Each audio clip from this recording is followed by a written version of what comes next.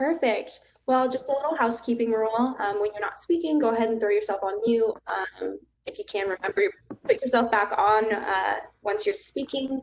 Let's go ahead and get started. So just to get started, let's talk about, introductions. So if you want to tell us your name, where you're working at, your background, and maybe any certifications or education background that you have.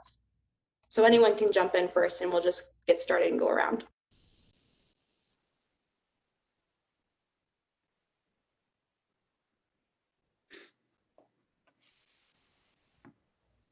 Vanessa, do you want to go first? Sure, I'll go first. So my name is Vanessa Clark. I am a ER tech at Bannerdale Web. I've been there for 2.5 years. Did some time on the ambulances for AFMA and Buckeye Valley. Then I've been teaching since I got out of school, so for the last 3 years at GCC, Midwestern, and somewhere else that I can't remember right now. But yeah, mostly GCC and Midwestern.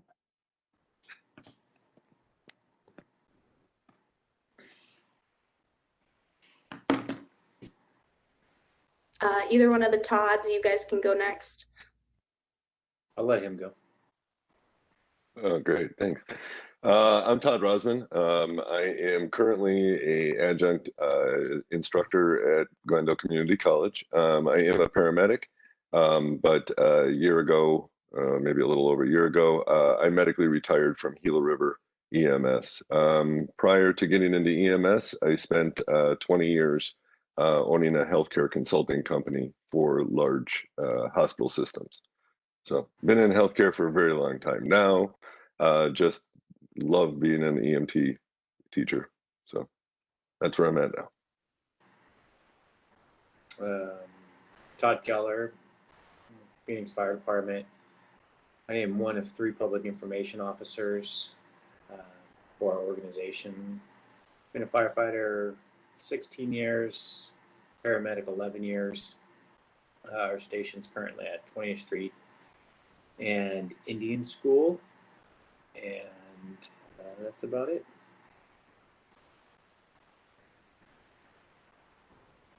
Hello, my name is Rainier Perez. I spent 25 years in the fire service. I retired as a battalion chief in 2014 from the city of Albuquerque, New Mexico. 24 years as a paramedic, and I'm currently the EMS program director at Glendale Community College, overseeing the program and also teaching a face-to-face class on Tuesdays and Thursdays. I'll be here. Great, thank you all for being here. My name is Dakota Weber, and I'm a career services staff member at GCC. And then we have Izel Silva with us. She's the director of career services. So let's get started with some of the important questions. So if you want to let us know how you acquired your position, how you got to where you are today, and all of the milestones that you made when you were getting to your position. And anyone can jump in and start. Well, people are thinking about who wants to get started first. For our attendees, just note that if you do have any questions for our panelists, we do have a Q&A box on the platform. So this is your opportunity to ask those burning questions, because we have, as you could tell, a very diverse group here. So take advantage of this. Don't be afraid to ask questions, and we'll go ahead and get started. So maybe, let's see here. I'll pick on one of the Todds for now. Maybe Todd Rosman, do you want to go ahead and get started? Sure, not a problem. My story is a little different than the other panelists here, as I have the shortest amount of time in actual EMS, and probably the same amount of time in healthcare, but I was on the other side. I was looking to do something better than healthcare consulting and doing what I was doing. And in an unfortunate and fortunate event, my mother had a heart attack. In watching EMS take care of her, I realized that gave me my aha moment that I was on the wrong side of healthcare. So I backed away from my company. We put it up for sale, and actually my wife got a hold of Chris Coughlin, who is our chair, and he made her feel comfortable enough for me to jump into this industry. It took us a long time for her and I to be okay with this new direction that my life was going to take, because it meant for me going from an office to the field, which was danger in the field and not danger behind the desk. So it was quite the change, but that was my aha moment that I need to get into it. I was scared. I was 40 years old going back to school. Didn't know how I was going to do it, if I even had the ability to study.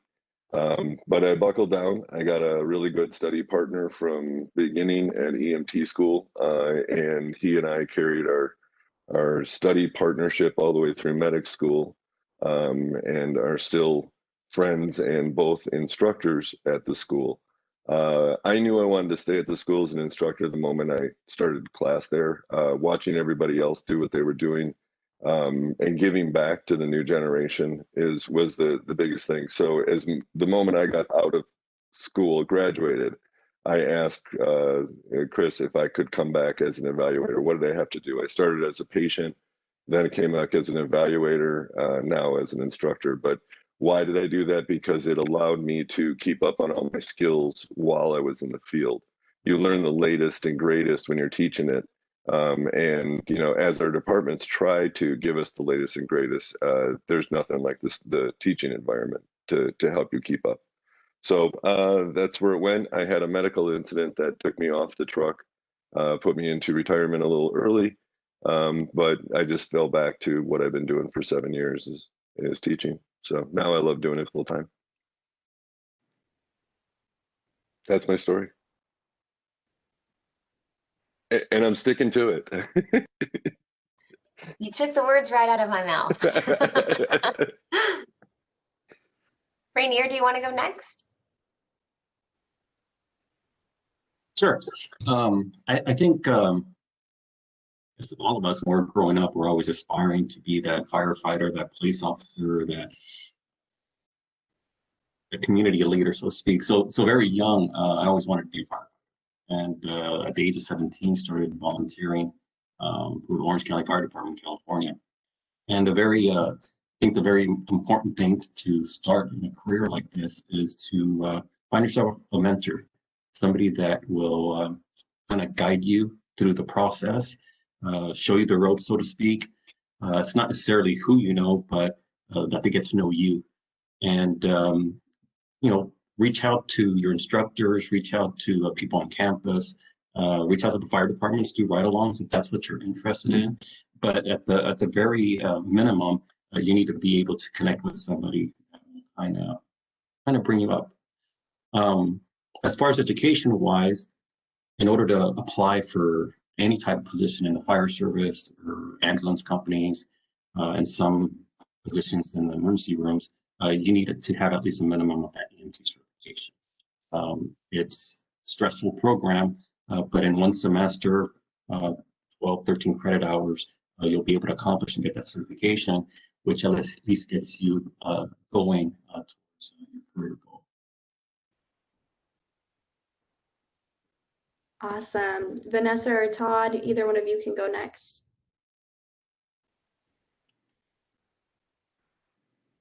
She can go. Okay. So I got my position. So, I'll kind of give a background. So, I was a young mom, had my son really young, and then got married and got divorced. And then when I got divorced, I said, okay, now what? So I grew up in a firefighter and nursing family, and I decided, well, I'll just go be a firefighter. My dad was, my idol growing up. So went and got my EMT, went to the Fire 1 and 2 Academy, got hired on with AFMA. And as I started transporting into the hospitals, I kind of looked and I was like, like being a nurse sounds pretty cool too. So I actually took the leap and decided to go to nursing school in Block 4 right now. So I'll be done next year. But, just wherever you're at in life, it can be early on while you're young. It can be later in life, like how Todd Rosman was saying. But, it's just about taking that action and finding what, fits what you want to do with your life. And since starting nursing school, I definitely felt like I did the right thing, and I haven't looked back since then. As far as getting this position in GCC, so I kind of did the same thing as Todd. Again, I got that paid patient just to stay fresh on my skills while I was testing and working on the AMBOs. And then I got, promoted, I guess, if you will, to evaluator, and currently working on getting instructor status as well. So, like Rainier said, like all it starts is with your EMT cert, and you can literally go almost anywhere with it.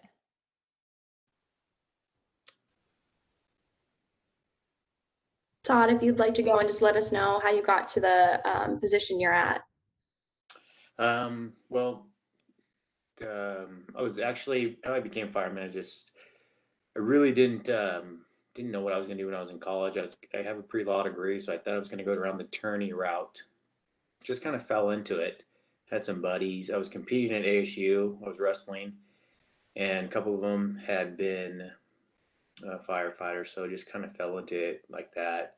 But one thing I will piggyback on what Chief Perez said was that you do have to network yourself. You do have to, within this organization, we're such a tight-knit, company and group that you do have to go on ride-alongs. You have to get to know people, and just like you said, you kind of market yourself. How I got in the public information officer position is that our lead PIO, Rob McDade, he's the genius behind our PIO program. He's the one that created this about 4 years ago. Where it's at now, it was created before he had gotten there, but he had just advanced it so much with social media and the way we do our interviews and the way we carry ourselves on calls and stuff. He's really the genius behind the PIO position. He and I became friends, and he trained me, and just from there, I've been in this position about 8 months.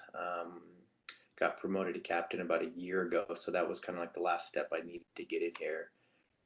And I just thank God every morning when I wake up that I have this career, and I'm grateful every day that I can go and help people. Awesome. Thank you guys so much for sharing more about how you got to your position. I'll let Izell ask the next question.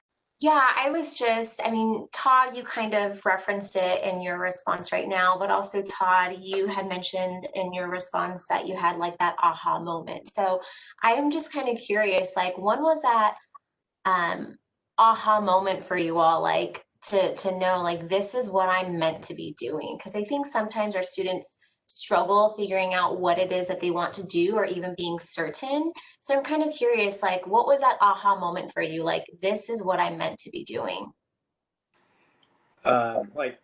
Chief Press says, he said that you go on ride-alongs and you meet people. One thing that really caught my attention is I came from a wrestling background, wrestling in high school and college, and that's a really tight-knit family. That's like your engine company, that's like your ladder crew.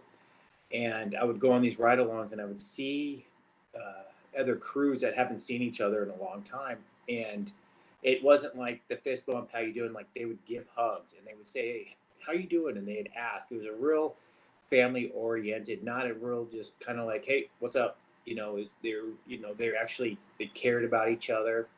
And I come from a great family, and I just remember seeing that impacted me a lot. Like, wow, the first 30 seconds of a call, these guys are all, giving each other hugs, and because they haven't seen each other. And I just thought, like, what a great organization to be a part of. And I really never wanted to be with anybody but the city of Phoenix. I've ridden around in other cities, and I honestly believe, like, our members and through our labor management process, we are so well organized, and I thought that this is the perfect fit for me. And God willing, I was hoping to get hired by them, and I did. And it took me a couple of years to get hired, which is good, because I believe that if you work for something and if it's not given to you, you're going to appreciate it a lot more. I took 3 tests to get hired. So with these students that they're going to take these written tests, and you're standing outside and you see thousands of people and stuff like that, it may take you a couple times. There's great competition out there, but it was all worth it. And I'm so glad I didn't get hired my first time, because I wasn't mature enough. I'm so glad I did get hired or get promoted my first time as a captain, because I really appreciate it a lot more that now that I had to wait and that I had to work for it. Not saying that people who don't get promoted or don't get um, hired the first time, you know, they're not appreciated. But for me, that's how it had to happen. I needed to work a little bit harder. Now that I'm in the position, I'm really grateful to be here. And if I can just piggyback off of a comment that Mr. Keller made, is that you don't just enter like this, and we try to tell our students when they enter our classroom, it's the same thing. This is different than anything else they're used to. It's not like just coming into a company like I work for Amazon. No, you might work for Phoenix or you might work for Gila River, but you also work within a community. You've entered a community, so the family, the hey brother, sister, doesn't matter what the name is on the back of your shirt. We're all first responders. We're all out there together in the darkness, and you know we understand what each one of them do, and it becomes a real bonding moment. This industry, EMS or first responders, being out in the street is a different type of job than being in the hospital. A hospital environment is great because you can move yourself up to it, but this EMS is very much a community around the valley, and we rally towards each other. You know, companies that are just tech companies don't rally around each other.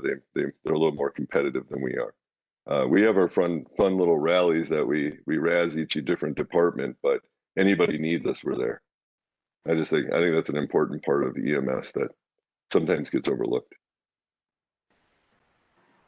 And I just was going to add in there too, because I mean, I've only worked on EMS for a short amount of time, but I've definitely worked pre-hospital and now I'm in hospital. So I can definitely, you know, agree with what everybody's been saying in regards to, you know, that community that you get in there. And, you know, even if you decide that pre-hospital or EMS or fire isn't for you and you go work in a hospital, I mean, you still get a lot of that same camaraderie. We see a lot of the same guys from the same fire trucks, the same ambos, and you know, we start getting to know each other on a name by name basis. And same thing, we ask about each other's families and kids, and you know, you can get that camaraderie and that family feel, I think, very specifically in the medical field overall, because we're all working towards that common goal, which is everybody, you know, wanting to make people better, save lives, you know, that kind of aspect. So yeah, I don't think that, you know, you don't essentially, and not to like make it sound like they're saying anything, it's only in pre-hospital, because you can definitely get that in a hospital environment as well.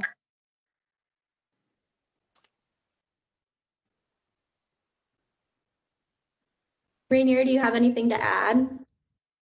Yeah, that camaraderie is really important. I think that's what draws a lot of people to this profession. A lot like military, that knowing that somebody has your support, that you can work in a team and collaborate.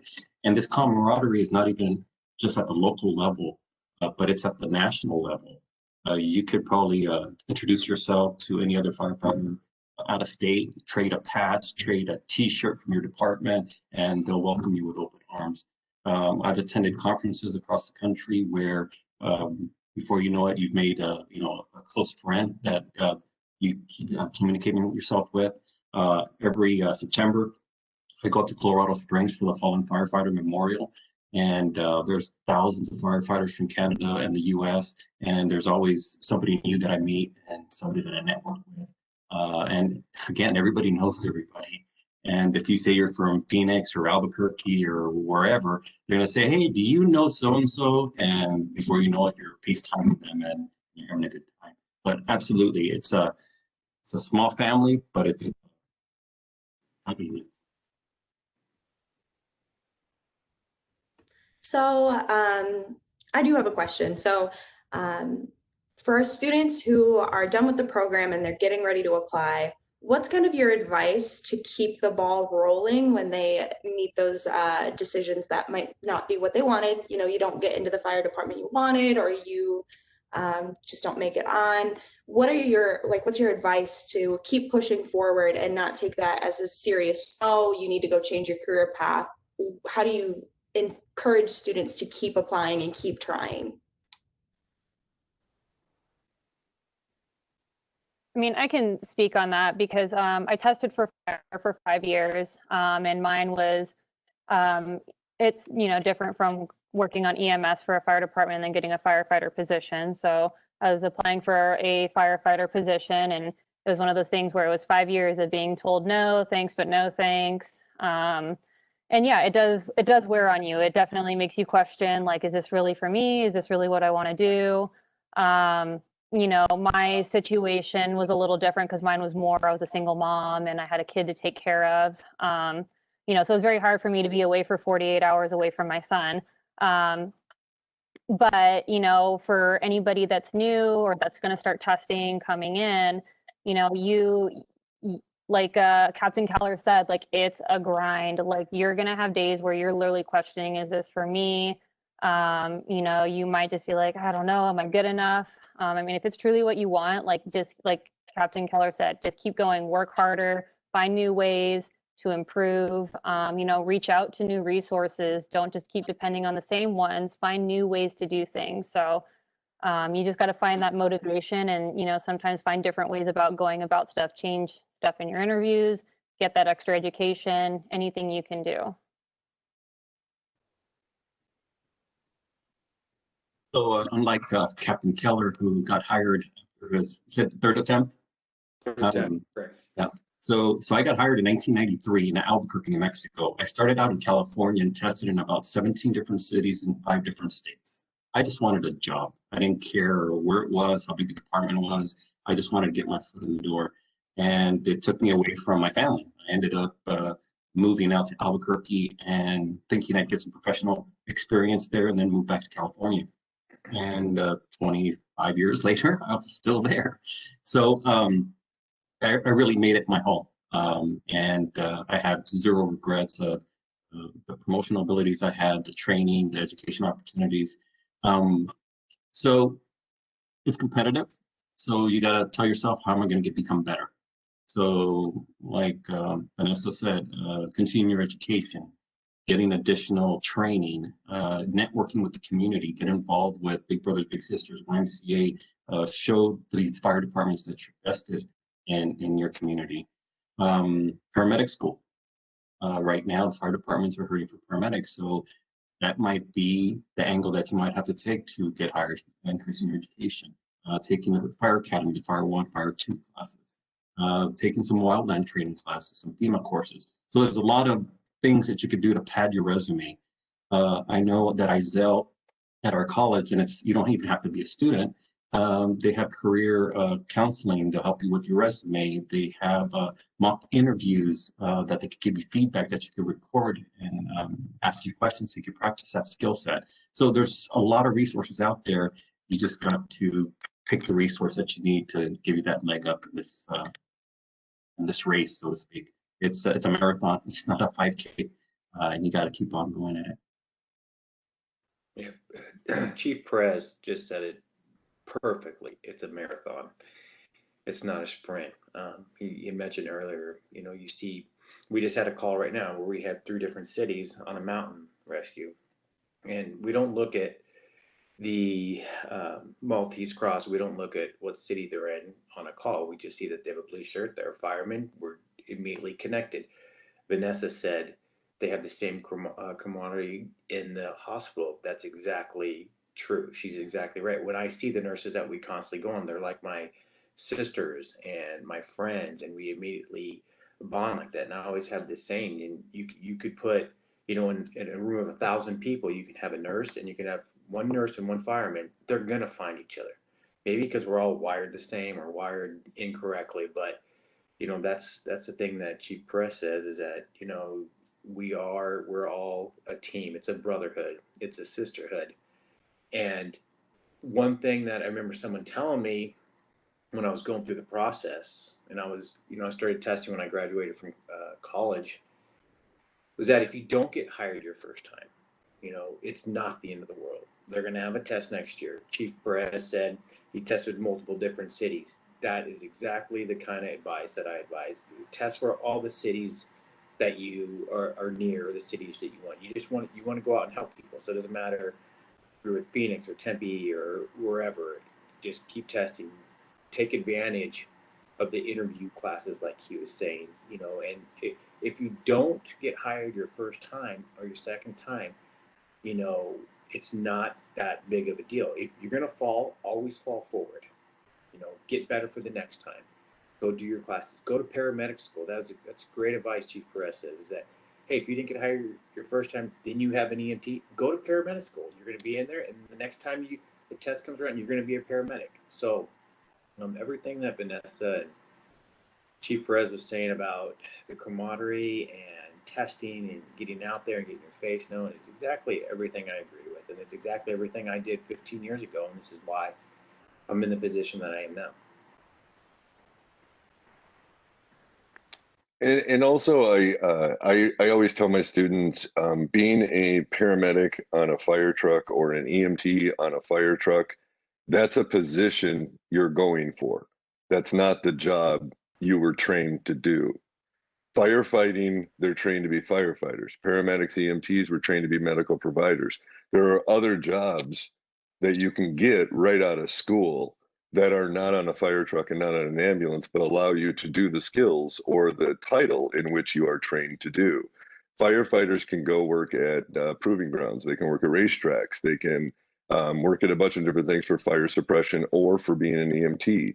All of our casinos in the Valley all have an EMT on staff 24/7. You work as a co-security guard. What does that give you? It gives you the instant patient contact experience that everybody is looking for when you're getting hired. So it's a very competitive, and like Captain Keller said, you're going to go up to line and test and you're going to see a line of 1,000 people. How have you bettered yourself under your training to qualify for that position? The position of being a Phoenix firefighter or a Tempe firefighter. If you've been showing yourself to be out in the community doing volunteer work and working a security EMT job and getting patient contact and knowing how to deal with EMS when they come in to take your patient from you, you're more qualified than somebody else that has just been trying to run around and apply.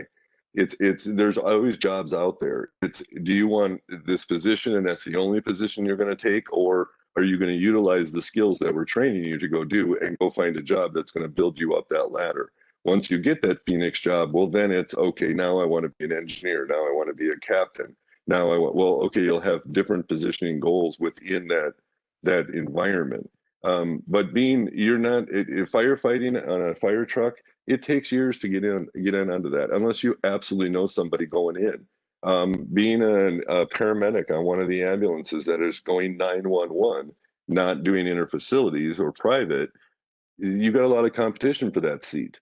So how do you differentiate yourself? I personally, I worked for Community Bridges as an EMT. It only lasted 90 days because it's a very scary environment, but it taught me a lot. What did it teach me? How to deal with violent patients, how to deal with people that are at a really, really bad day. Then I went to the casino and I worked there for a very long time as an EMT. What did it give me? Firsthand, I was the only one there. I had somebody go down. I'm the first one doing my assessment. I'm the first one trying to figure out what's going on. I'm the one that's deciding 911 needs to be dispatched.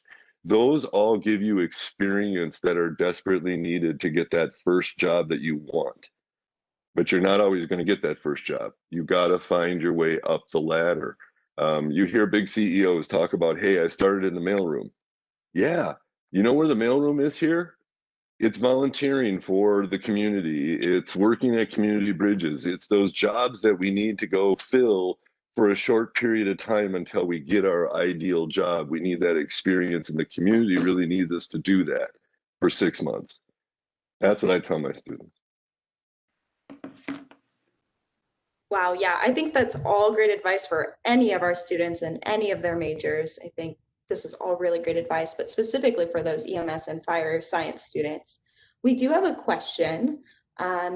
It is from Amy, and she is a principal of Student Choice High School in Glendale.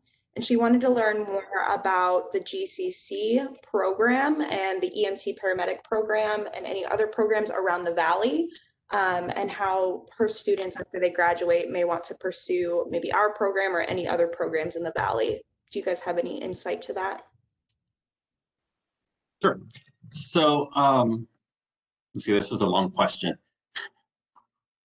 So let's just start about the EMT program itself. The EMT program is a 1-semester program, 16 weeks, and you learn everything from basic medical terminology to doing a patient assessment, and then specific treatment modalities for diabetic emergency, having a baby, running a stroke, heart attack.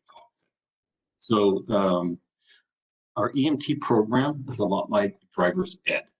So when you took driver's ed, you took a class, I did at least, and then you had to go to the motor vehicles division and you would take the driving test, and then you would take the written test. After you got that done, you got your license. So the EMT program is like driver's ed. You complete the program by signing off that you completed the course, that you completed the skill successfully, and then you go to a third-party testing center to test out for your national registry examination. Once you successfully have passed your national registry, then you're allowed to apply for a state of Arizona license. So right now in the Valley, we have the EMT programs at several of our colleges in Maricopa: Glendale, Paradise Valley, Phoenix, Chandler Gilbert, and Mesa Community College. And all of the programs are exactly the same. We teach the same concepts, we use the same textbook. The program fees are roughly the same amount, and the curriculum is exactly the same. What was the second part of that question? She wanted to know why you would go with GCC over any other programs in the Valley, but Okay. you said they're similar, but why would you choose GCC?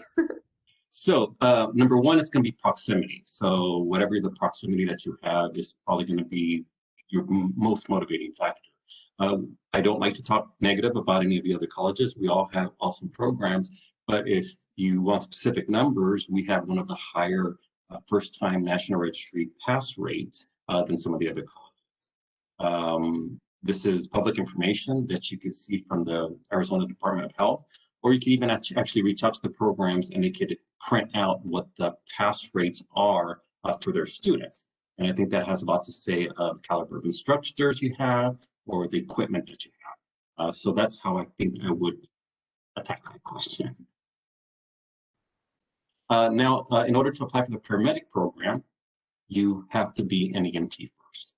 And the paramedic program is offered at 3 of our colleges: Glendale Community College, Paradise Valley, Mesa, and to a lesser extent, Phoenix. Phoenix does more work with Phoenix Fire as far as paramedic program teaching instruction.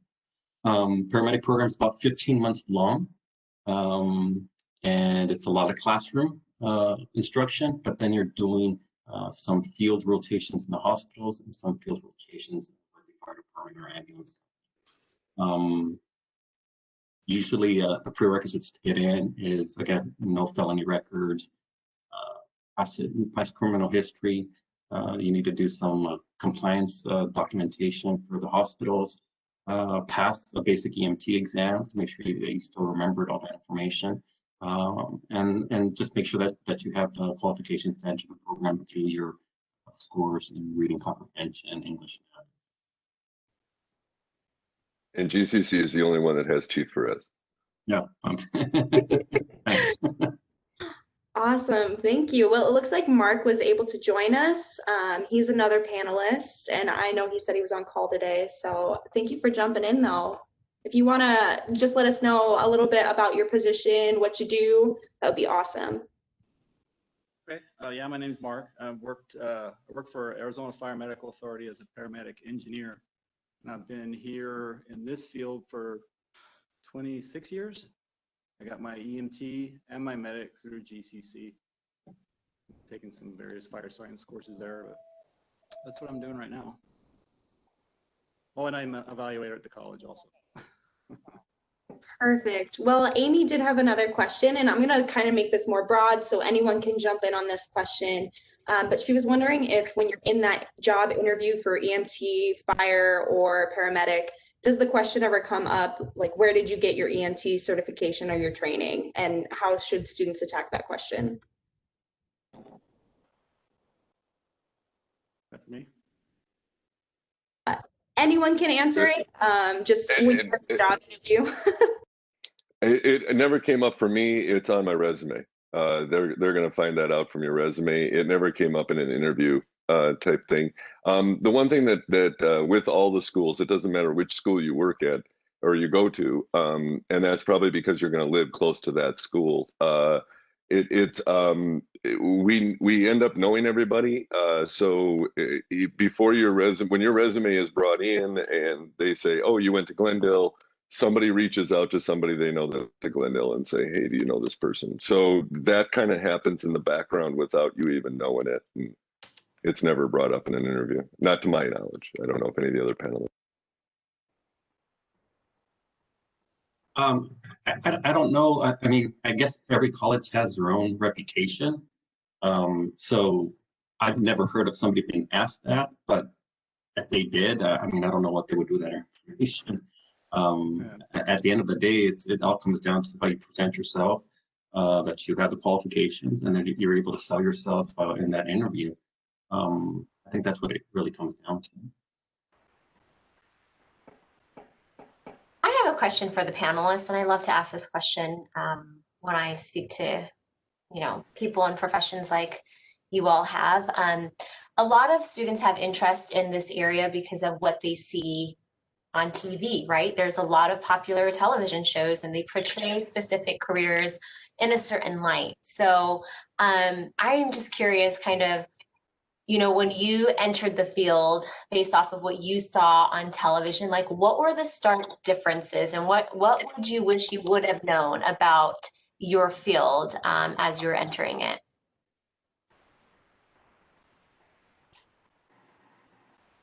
Well, I'm the newest to enter it, I think, as far as age-wise. But it's for me, it was the shocking part for me was the income. That was the one thing that I guess I didn't look at as, and then as I got into the industry, I saw it as it's a struggle. It's not the on TV thing.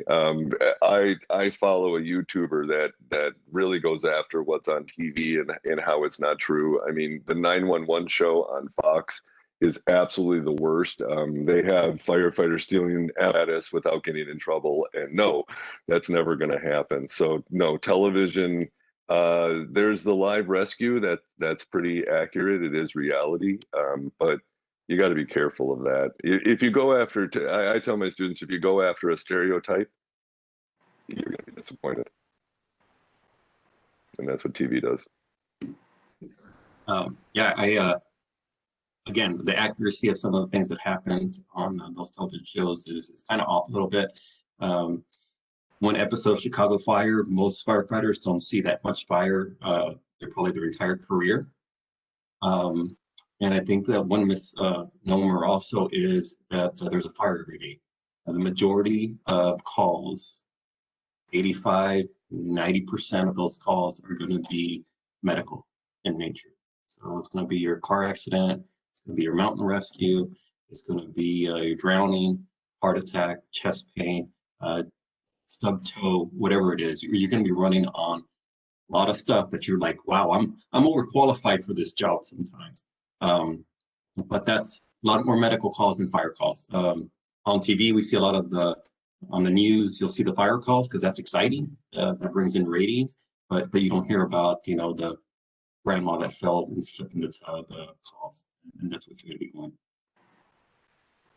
I think a lot of the training too, there's a lot of continuing training that goes on that you don't see in the TV shows either, whether it's your medical training or just fire training or any kind of constant continuing education that you have to do. I don't really see it in Hollywood.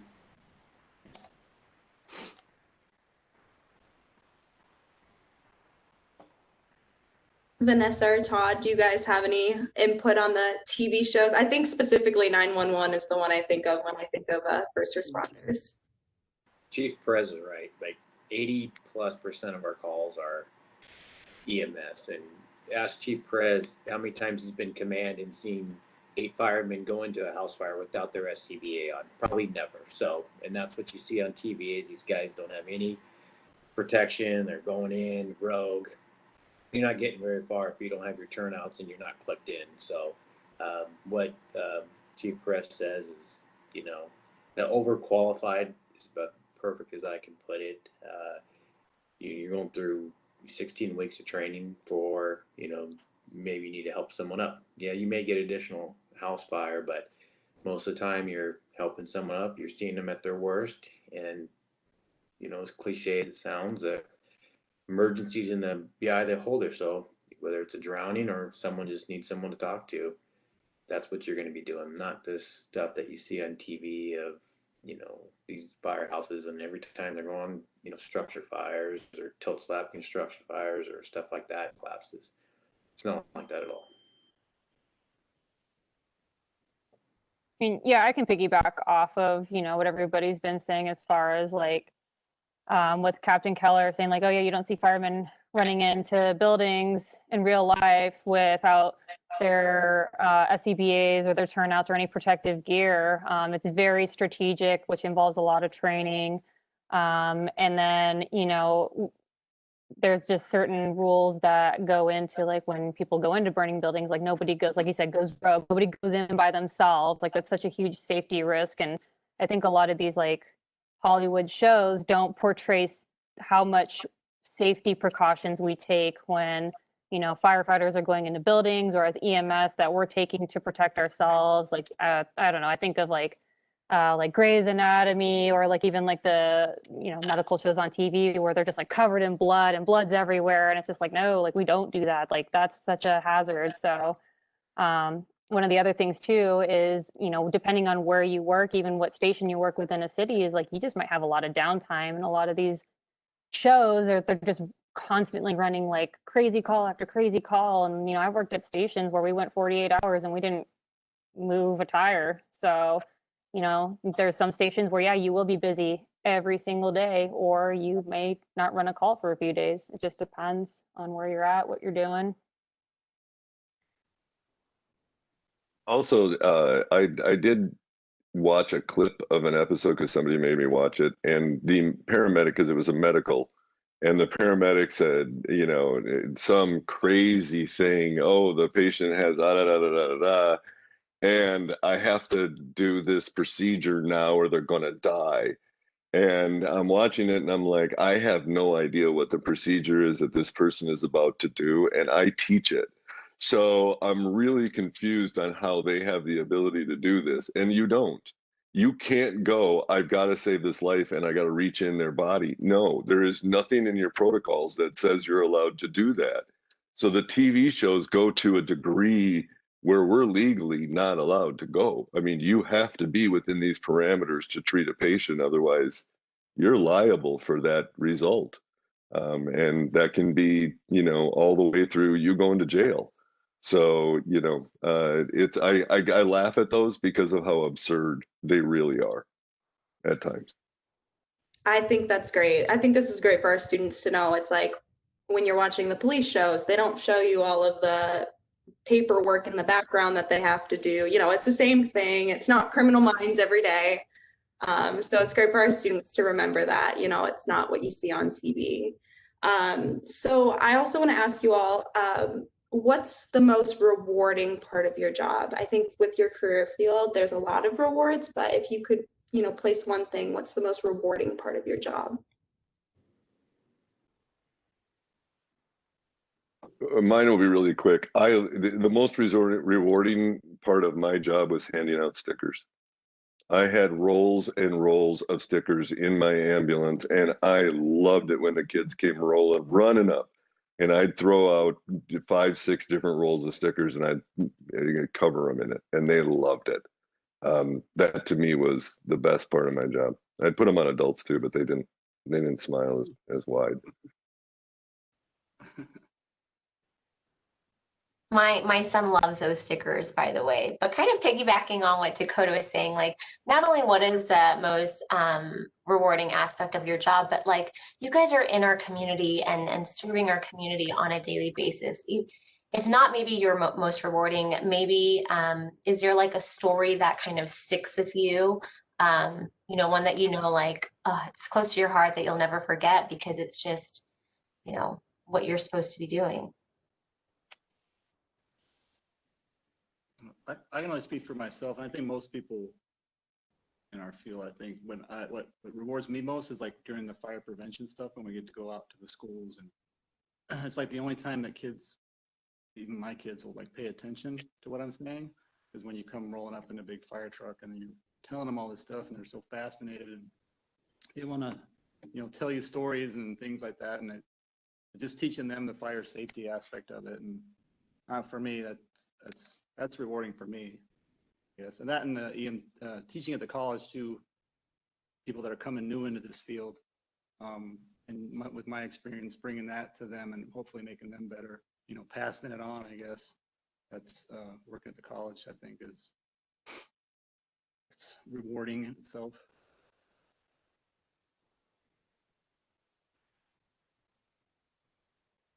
I'll Just want to chime in here. go for on Chief Perez. He thinks about this. The most rewarding thing for me and how I put it is that I don't think you know the impact you have on a patient because it's not manifested right now. You go and save a life, that's huge for them. Sometimes they just need somebody to talk to. You don't know how impactful that is until later on when they come by the station or they write you a letter or something like that. So a small thing might be really rewarding, or saving a kid might be really rewarding. My most rewarding thing is that when I get to see my guys or girls, my crew, walk across the parking lot at the end of the shift and get in their cars and go home to their family. That's a good day. In the organization, we define it as we had a bad night. We had a bad night because we were up 3 or 4 times. That's not a bad night. A bad day at the fire station is when we do not get to go home. So the most rewarding thing is when I get to pull out of the fire station, I see one of my crew members on the freeway driving next to me, waving to me, because that means they're going home to their family. And I did my job that day. I made sure everybody gets to get in their POV and drive home and go kiss their kids. I couldn't agree wholeheartedly with that. We're not in this profession for attaboys. We do the job because we want to do this job. We're public servants. And if I can make it the entire career, I think the success of my career was I went the entire career and I'm still here. I'm not injured. I have all my body parts. I'm not on medications. That's, I guess, rewarding for me personally. But like Captain Keller was saying, we don't know the impact that we do to that individual. Not only to just that individual, but that person's kids, significant other, parents, etc. It's this whole domino effect of family members and friends that are impacted because of us showing up and doing our job effectively, saving that person's life, or successfully resuscitating somebody. And again, it's not always war and bloody stuff. A lot of times it's just being patient and talking with someone, getting that person to relax and know that their life is worthwhile. A lot of behavioral stuff that we deal with on these calls, and just being that calm, professional listener for that one moment in time when they're having a crisis means a lot. It means a lot to them and to the family. I think just to piggyback off of Chief Perez, I heard more stories in my career on the street from people having another incident with another paramedic. Oh my God, this paramedic that ran on me when I had this accident was so great. I remember his voice, I remember his tone, and I turned to him and go, "Do you remember his name?" "No." But I remember, okay, cool. Those are the stories that I hear all the time. I'm sure they're being told about me somewhere that they don't remember my name. That's what we go through. Every once in a while, yes, it's great when we get the cookies or the letter that gives us that attaboy, but most of the time we don't. We're hearing stories about other people that saved the day. You've done it, but it's somebody else's story, and we're never known. We're just that figure that came in during the event and then left on the event. And it's how does that individual person actually How do you deal with that? Are you okay with that, or do you need that satisfaction? If you need that satisfaction, this isn't your industry, because we're not getting it. I think like the biggest thing for me that I realized, you know, in the short time that I was working either on the ambulances or even still now in the hospital is like just the insane amount of trust people have for EMS. The fact that we're probably one of the very only professions that you can go into somebody's house at 3 in the morning and their door's unlocked waiting for you to come in. And that all these family members, you know, they trust us to take care of their loved ones.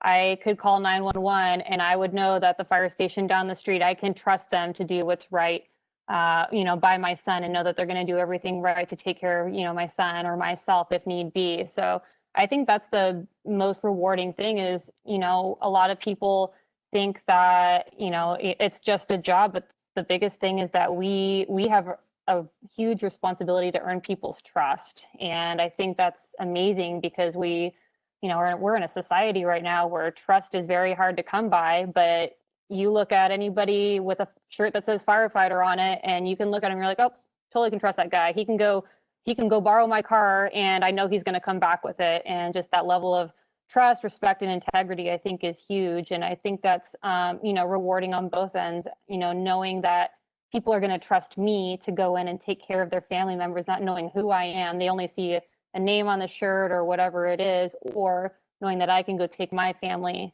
to any of these guys sitting here, you know, on the panel or any other, you know, firefighter or EMS provider and know that I could give them my son and they're going to do what's right. So I think that's definitely the most rewarding part is, you know, people put that big amount of trust into us. We are nearing the end, so I think we're going to just ask our final question to wrap up.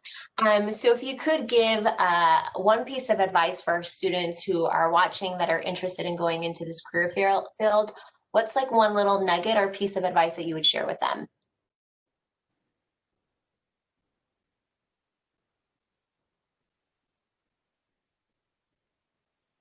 Chief, you want to start? I would say if this is something you want to do, just get up, go to your local community college and get enrolled and start the process. Again, I mean, I guess it all starts with a dream. Where do you see yourself 5 years from now, 3 years from now? What's that vision? And then start taking those steps to make that dream come true. If you've been thinking about career in EMS and you don't know if you could do it or not, reach out to the college, reach out to advisors or counseling, and they'll be able to guide you. Like Vanessa was a single mom trying to start a new career, same thing with Todd, making this career change out in the field. It doesn't matter how old you are or what your current situation is, if there's a will, there's a way to do it. And we're here as a community college to give you the resources that you need to make your dreams come true.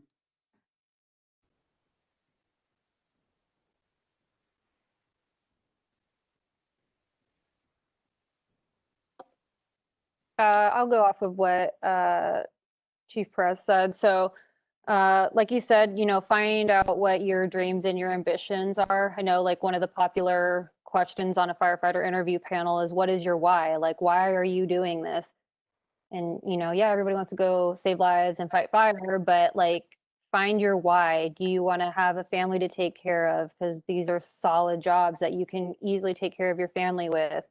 You know, find like, they call it you're going to do a lot of soul searching, but find your why. Why do you want to do this? What is your deepest reason for wanting to do it, and stick with it? My why I've done all of this is, one, because I want to take care of my son, and then two, like, I want to give back. I came back to GCC to work because they gave me so much. I'm so successful because of what GCC did for me. So, you know, just find your why and hold on to that, even in your worst days or the days where you're just like wanting to quit.